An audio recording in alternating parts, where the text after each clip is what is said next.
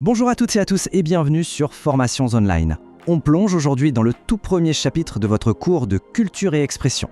On va s'intéresser à la figure de l'animal, mais pas n'importe comment. On va voir comment il a été perçu en tant que symbole et même en tant que divinité. Alors, avant toute chose, il faut bien avoir en tête le cadre général. Le thème officiel du BTS pour 2025-2026, c'est les animaux et nous. Autant dire que ce premier chapitre, c'est vraiment la base, la fondation sur laquelle toute votre réflexion de l'année va se construire. C'est crucial de bien le maîtriser. Et regardez cette image, cette enluminure médiévale, elle résume tout parfaitement.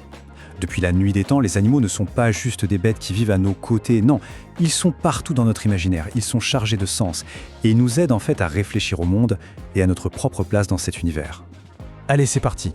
Notre exploration va suivre 3 grands axes, 3 verbes essentiels. Imaginer, connaître et comprendre. On va décortiquer ensemble comment l'humanité s'est servie de la figure animale, surtout à travers le symbolisme, pour donner un sens à son existence. Posons les bases tout de suite. Le symbolisme animalier, qu'est-ce que c'est au fond ? Eh bien, c'est tout simple. C'est quand on attribue à un animal des idées, des concepts, des traits de caractère humains. L'animal devient en quelque sorte un miroir de nos sociétés, de nos peurs, de nos espoirs. Notre première escale nous emmène direction l'Antiquité. C'est une période absolument fascinante où les animaux étaient bien plus que de simples symboles. Ils pouvaient carrément incarner le divin, le sacré, tout ce qui dépasse l'entendement humain. Ce qui est vraiment fou à cette époque, c'est à quel point les frontières sont floues. Pour les Grecs, il n'y a pas de séparation nette entre le monde des humains, celui des animaux et celui des dieux.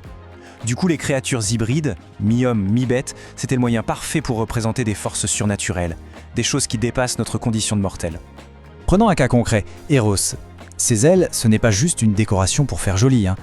Ses ailes d'oiseau, elles sont le symbole même de sa divinité. Elles nous disent qu'il est rapide, insaisissable, qu'il n'est pas soumis aux lois de la gravité comme nous, et bien sûr qu'il peut atteindre n'importe quel cœur, n'importe où. C'est cette fusion qui le place bien au-dessus des humains. Mais attention, le symbolisme n'est pas toujours lié au divin. Prenons le cheval, à la même période. Ce n'est pas un dieu, mais c'est bien plus qu'un animal. Il représente le pouvoir, le prestige, la richesse.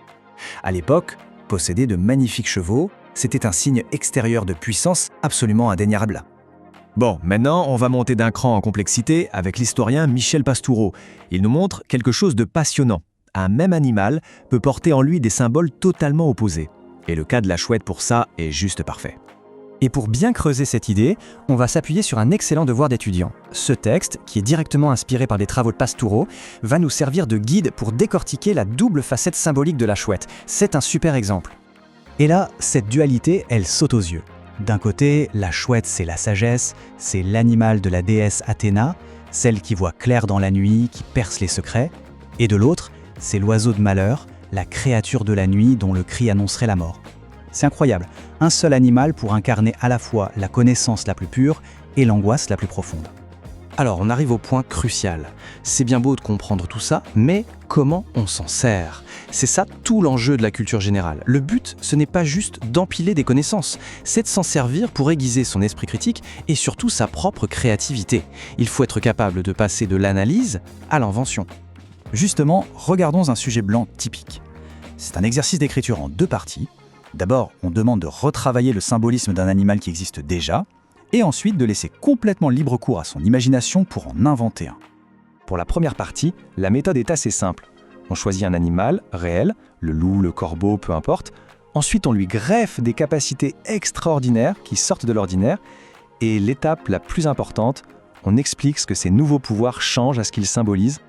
Et la deuxième partie, là, c'est de la création pure. On part d'une feuille blanche pour inventer un animal de A à Z. Il faut penser à son physique, bien sûr, mais surtout, il faut lui créer toute une mythologie, son histoire, son rôle. Le nom et le proverbe, c'est la touche finale qui va vraiment l'ancrer dans un imaginaire crédible.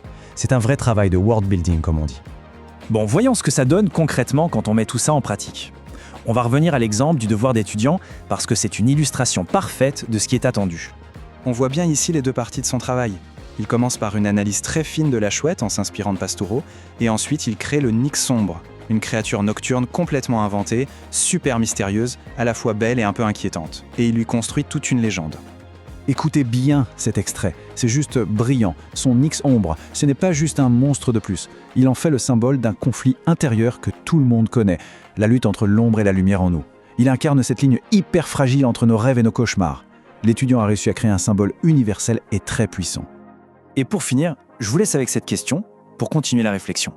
À notre tour maintenant, si on devait créer un mythe aujourd'hui, quel animal de notre temps, de notre quotidien, peut-être le pigeon des villes, le chat d'Internet, ou même une intelligence artificielle, pourrait devenir le symbole de notre époque? C'est une excellente piste pour s'entraîner et continuer à explorer ce thème passionnant.